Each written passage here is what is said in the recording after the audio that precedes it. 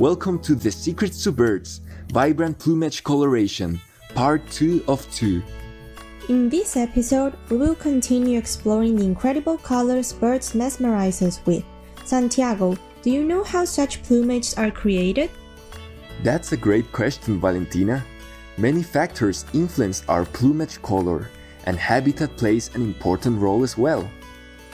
Many shorebirds, such as the sanderlings, have dark upper parts and white underparts, which make for an excellent camouflage at the beach. A study of warblers and finches found that nest location is often associated with the brightness of the male's plumage. In species that nest on the ground or in shrubs, the males often sing and forage high above their nests, and thus must make long downward flights into their nests. Such movements could make these males more vulnerable to danger, so their plumage doesn't shimmer as brightly as that of their counterparts that nest in the canopy above. I see. Is this the reason your plumage is more vibrant than mine? It is to appear more handsome to the ladies. Really, Valentina? Much research shows that male birds with brighter plumage colors have a better chance of pairing, as females recognize bright plumage colors as an indicator of good health and strength. In order to tell subtle color differences between individual males, females produce more opsins or specialized light-sensitive proteins in their retinas over time. This causes the male's plumage to become more and more colorful in order to be competitive and distinctive. Scientists have found that in warbler species, where the females have more opsin in their eyes, males display more vibrant colors. Dress for success, hey? So how is it that your plumage is colorful all year round? We molt at least once a year, as our feathers gradually wear out and are replaced. Unlike human hair and nails, feathers stop growing once they are fully shaped. But molting is risky business. It drains our energy and also affects our ability to fly. So the majority of us birds don't molt more than twice, from breeding to non-breeding plumage and vice versa, in a year. That's why I always wear the same vibrant outfit.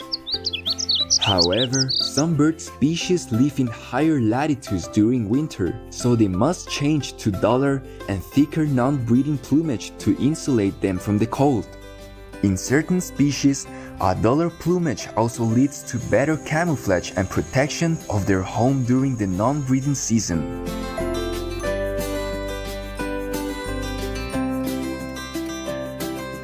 That sounds quite logical to me, but I heard that a number of species, such as the European starlings and the house sparrows, acquire breeding plumage without molting. Is it true? Yes, you are correct. After molting in the fall, the European starlings' new head and body feathers display cream-colored tips, from which their non-breeding plumage emerges. During winter and spring, these gradually wear off. By the time breeding season begins, their dark and iridescent breeding plumage with shades of green and violet is revealed. So these birds produce their breeding and non-breeding plumages through only one molting. That's so cool. It's truly a smart and versatile wardrobe. But is courtship the only reason that males have brighter colors? Why are there so many monochromatic bird species? That's a good question. You've got me. Well, we birds can see ultraviolet or UV light. Unlike humans, when males and females of a given species look alike, the males tend to be faithful to their partners and share more of the parenting responsibilities. The females often have duller colors because they perform the majority of the parental care and they must achieve better camouflage to protect themselves and their nestlings. Wow! These mothers are so great! They are willing to sacrifice their beauty for the sake of their offspring. Indeed, brighter plumage is often due to the accumulation of additional carotenoid pigmentation in feathers. Interestingly, scientists have found that in many species in which the females have less bright plumage than males, the level of carotenoid pigmentation is actually the same in both genders. However, females increase the expression of a special gene that generates carotenoid-destroying enzymes to make their plumage duller.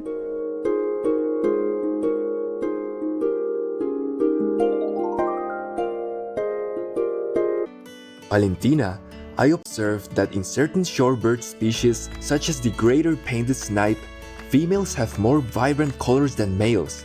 Could you please share some insights? Certainly, greater painted snipes are famous for their gender role reversal.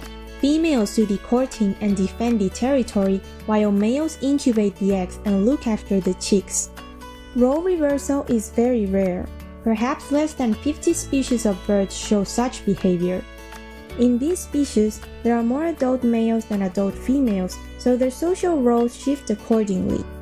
It's harder for males to find another partner, so they become the primary caregiver and dedicate themselves to raising their young.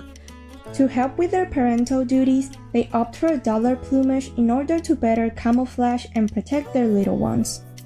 Interesting, but eclectus parrots seem to be an exception to the rule. The females wear that splendid scarlet coat, while males have relatively modest emerald green plumage, although both have touches of royal blue.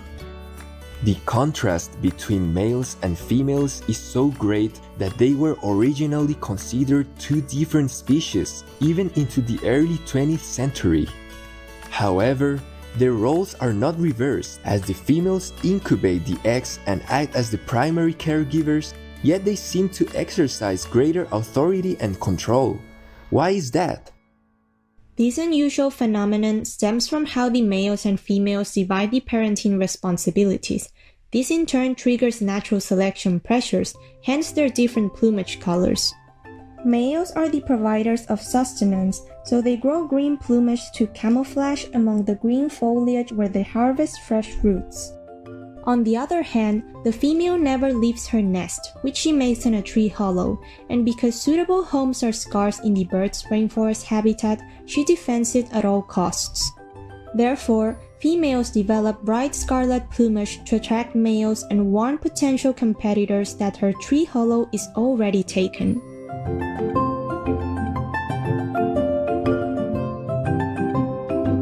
That is fascinating. Some of us birds know that a bright breeding plumage may put us in danger and adjust our behaviors to mitigate the risk. One example is the superb fairy wren male, which switches from brown to bright blue plumage before the breeding season starts. Scientists compared the behavior of blue and brown males and found that ones with blue plumage were more cautious. They fled from danger more often, took longer to emerge from hiding, spent more time foraging under cover, and were overall more alert than males with brown plumage. It seems the smart fairy wrens are conscious of the cost of their conspicuous breeding plumage, and hence are more cautious according to their color of the moment. Amazing! Some birds even use their vibrant plumage to warn off potential threats. The hooded pituhuis, which reside in New Guinea, use the contrast between their black and red plumage to repel anyone seeking to harm them. This adaptation was so successful that other pituhui species opted to acquire the same color pattern. The southern varied pituhui has similar aposematic coloring as the hooded pituhui. This is a rare demonstration of Mullerian mimicry. Two or more bird species which face the same threat who have come to mimic each other's aposematic signals to mutual benefit. This natural phenomenon is named after the German naturalist Fritz Müller. Researchers compared the gene controlling their melanin pigment production and found that it was transferred from the hooded pituhui to the southern varied pituhui. Wow! Species learn and adopt successful color tricks from others in order to protect themselves. Nature is so amazing. Absolutely. The diverse and dazzling plumages of birds and the science behind such colorful palettes is truly remarkable and incredibly inspiring. God gave us the mandate to beautify the world and remind humans of the magnificence of the heavens. Therefore, we wish that our vibrant colors motivate you to rediscover your inner beauty and connect with the divine.